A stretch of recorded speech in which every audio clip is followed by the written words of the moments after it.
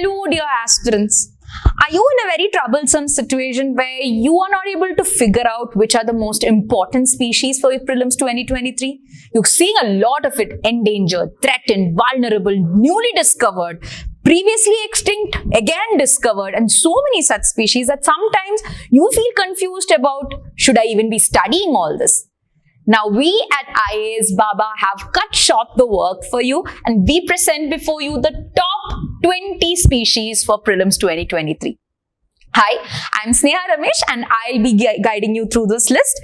We have almost reached to the near end of this list, I would say. Now we are at the 8th spot, and the 8th spot is taken by the Leeds soft shell turtles. As I told you, this year has been very important for turtles. Why? Because India had gone to the sites to actually change the status of some of its turtles into a highly more protective status. And one of the such species is your Leeds soft shell turtles. As you can see over here, it's a large freshwater soft shell turtle which is endemic to Peninsula India. And you will also see that it falls under the IUCN category of critically endangered. And beyond all that, this year, India moved a proposal to change its status from Appendix 2 to Appendix 1 of CITES, and we've got it done successfully. So now you know this turtle species is having the highest protection when it comes to international trade. And we also know most of the species which are listed under the CITES 1 appendix now falls under the Schedule 4 of the Wildlife Protection Act as per the recent amendments. So here you have the Leeds softshell turtles getting Schedule 4 protection, which is granted to the species which falls under the CITES 1 appendix. Now moving on to the 7th spot. Again, after the cheetah, I would say the most star species of this year was the snow leopard. But here in our list, it only has the 7th spot, I would say. In the IUCN category, the snow leopard is vulnerable. In the CITES list, it falls under the Appendix 1. And it is also protected by the Schedule 1 of the Wildlife Protection Act. The snow leopard is both an indicator and a flagship species. Indicator species, you all know. You know if it is having any change in the climatic conditions, you will see the snow leopard having some kind of change in its population. Now, what is a flagship species, guys? So now, if you're watching this video, I want you to tell me what the flagship species are, and do you guys know of any other flagship species? If so, let me know in the comments below. Okay?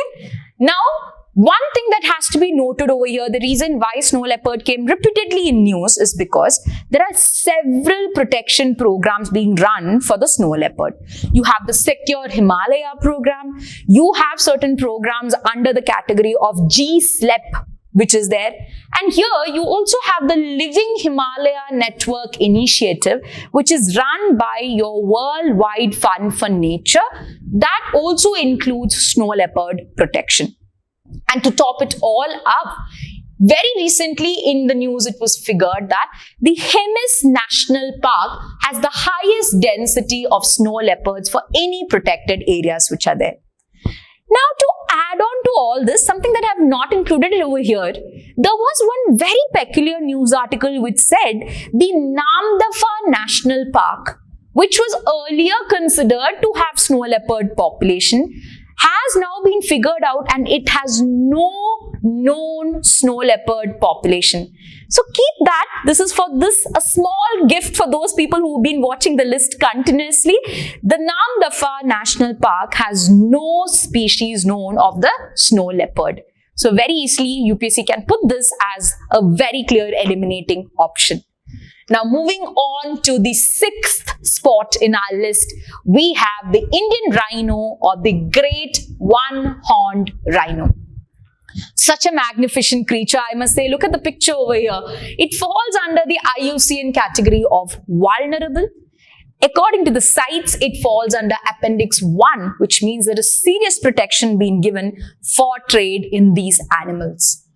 You can see over here, it has a single black horn about 8 to 25 inches, and a grey-brown hide with skin folds over here. This is a very distinguishing feature of the Indian rhino as opposed to the other 4 major species seen like the Javan rhino or the Sumatran rhino.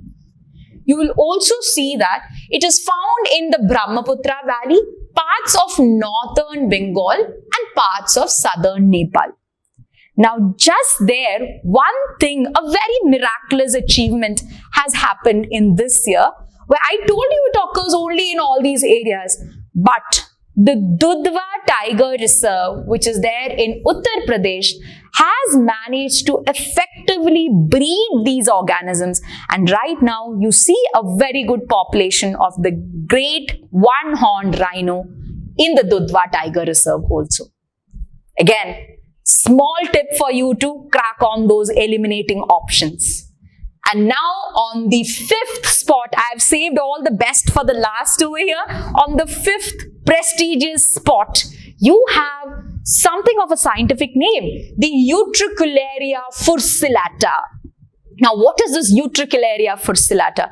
I must tell you, though the plant looks very calm and very pretty like this, it's a very, very dangerous plant. It is a very rare carnivorous plant species, meaning it can consume organisms.